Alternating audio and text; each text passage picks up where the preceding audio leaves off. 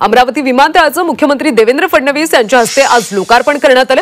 या लोकार्पण सोहळ्यानंतर राज्याचे मुख्यमंत्री देवेंद्र फडणवीस यांनी डबल इंजिनचं सरकार असलं म्हणजे काय होतं, डबल इंजिनचं सरकार नाही तर डबल बूस्टर की सरकार आहे, म्हणून आमचं सरकार वेगाने चालतंय असं म्हणत देवेंद्र फडणवीसांनी कौतुक केलं।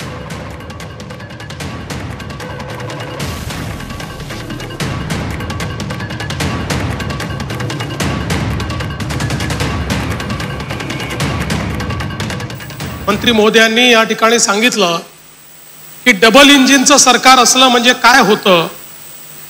इथे यहाँ पर नायडू जी केवल डबल इंजन की सरकार नहीं, हमारी डबल इंजन विद डबल बूस्टर सरकार है। 2 इंजन भी और 2 बूस्टर भी साथ में है, इसलिए बहुत तेजी से हमारी सरकार चलती है और हम तीनों मिलकर इस महाराष्ट्र को आगे ले जाने का प्रयास कर रहे हैं, महाराष्ट्र को विकसित महाराष्ट्र में परिवर्तित करने का प्रयास कर रहे हैं।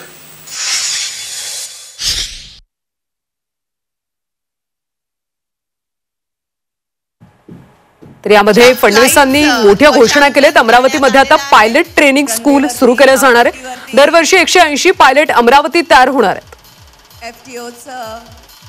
अशातलं सर्वात मोठं पायलट ट्रेनिंग स्कूल आता अमरावतीत असेल। फडणवीसांनी मोठी घोषणा केली। अमरावतीमध्ये टेक्सटाईल पार्क सुद्धा उभारले जाणार आहे। 2 लाख नागरिकांना यातून रोजगार मिळणार आहे। तर विदर्भात थेट JNPA शी जोडलं जाणार। अमरावतीमध्ये IT पार्क सुद्धा उभारले जाईल।